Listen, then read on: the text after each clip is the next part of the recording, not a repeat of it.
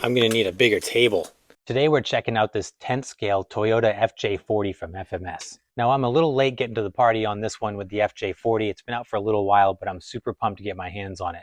Because I think this is probably the best iteration of this 10th scale platform that FMS has been working on. We had the Michigan, the Atlas, and now we've got this awesome FJ40. This utilizes a lot of the same features as those previous models with that proven reliable chassis, but now we get this fully licensed Toyota FJ body. FMS, just like we've come to expect, has knocked it out of the park with the scale details and the realism on this thing. This is a really cool truck and I'm excited to get into it. So let's kick it off. We're going to take a look at the key features. I'm going to go through them and demonstrate them for you. Then we're going to get it out on the trails and run it, and I'll give you my driving impressions, and we'll close with some good run footage. So with that, let's jump in and check this thing out. All right, let's talk about what you get when you open the box with this thing. You get the FJ, obviously. We get our detailed owner's manual that has exploded views of the truck itself. If you need to take it apart or order parts, got you covered there.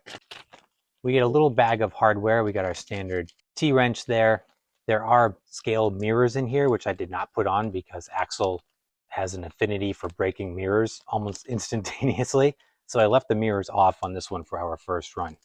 You do get some additional license plates and some stickers in here. Inside this bag would have been the side steps here, but I did put those on because they were very simple and they seem pretty tough.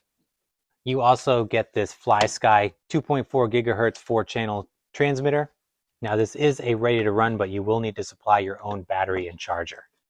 Now I mentioned before that this is kind of the third iteration on this same platform that we saw when the Michigan was first released. And that's built upon this steel C-channel frame. We've got coilover suspension at all four corners, 4-link setup underneath, single speed transmission, full ball bearings throughout. Powering the truck is a 35-turn 550 size brush motor. You get at it by opening the hood here.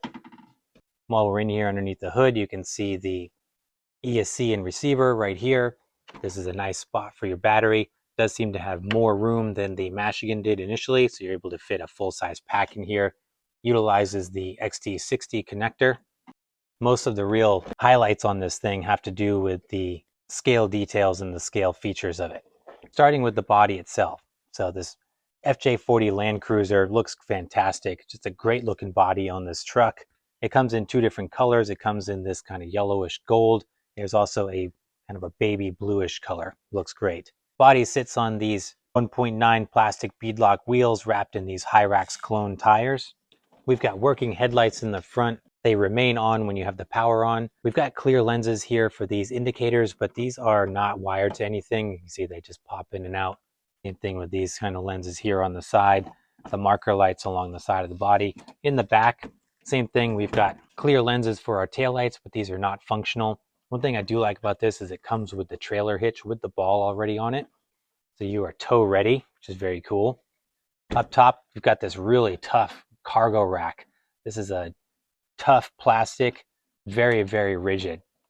Not scared of rolling it over on top of this thing or putting some heavy straps and some heavy cargo up here. This is plenty tough. We've got nice badging here on the front fenders, and we got the Toyota logo in the front. Open up the doors, which is really cool. So we're starting to get into the fun stuff here. So it has, not only do the doors open, but you open them by actually turning the handle. And it pops open. It actually has real working door latches. And what I like about this is that they feel really good. They've got a nice solid feel to them, not flimsy at all. When the doors are closed, they actually do a really good job holding them closed. So as this big body is kind of rolling around, your doors aren't going to flop open. Inside, you can see the door swivel open. It even has turning window cranks, although the windows do not actually roll down. That would have been super cool, but this is a nice touch. Inside, we've got exceptional detail. This thing has got realism for days in here. Look at the gauge cluster with this pedometer already stickered up. We've got gear shifters, pedals, control knobs in the center console. On the passenger side behind this fake metal bar here, there's even printed gear shifting instructions like the real deal. It has your shift pattern and instructions on how to change the gears. It looks so authentic. They really, really did a great job here. We've got soft, squishy seats. And underneath the dash, there is a micro servo that will turn the wheel sequentially with the transmitter. So when you turn the wheels to to the left, the steering wheel goes left, and vice versa. Moving around to the back, some other cool features here. So we've got a 3-way gate here in the back, so you can open up your window here. I wish it stayed open a little more, but it does stay open kind of halfway there. Open that up and then swing open your dual gates here and look at the cargo area in the back. It's got a huge cargo area in the back, and it has 2 bench seats here, again with the soft upholstered seats on the bottom and the back. Now what's cool about these is they are in the bench seat position right now, but underneath here, if you unscrew them on these rails on the bottom, you can fold these seats up and you will have a lot more cargo room. Not that there isn't already. I mean, there's a ton of room back there, but you have the option to customize that a little bit more and fold those up if you want even more room.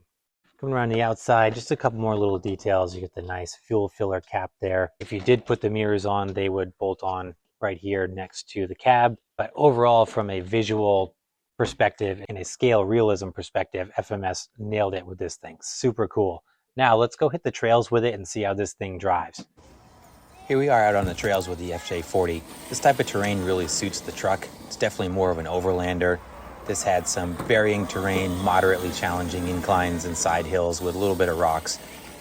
That big, tall, heavy body and those relatively soft shocks make this thing sway and bounce around pretty bad, but overall it's really at home in terrain like this and did really good. The 35-turn motor, even though it's a single-speed transmission, still has plenty of power and you can still have a lot of fun with it. It's slightly faster than a good brisk walk, I would say, and still has decent slow crawl. The ESC is a little whiny, but still does a pretty good job of giving you smooth throttle control. Those Hyrax Cologne tires do a good job, although they look a little out of place on the FJ, I think. But I was actually pretty surprised at how well this thing performed.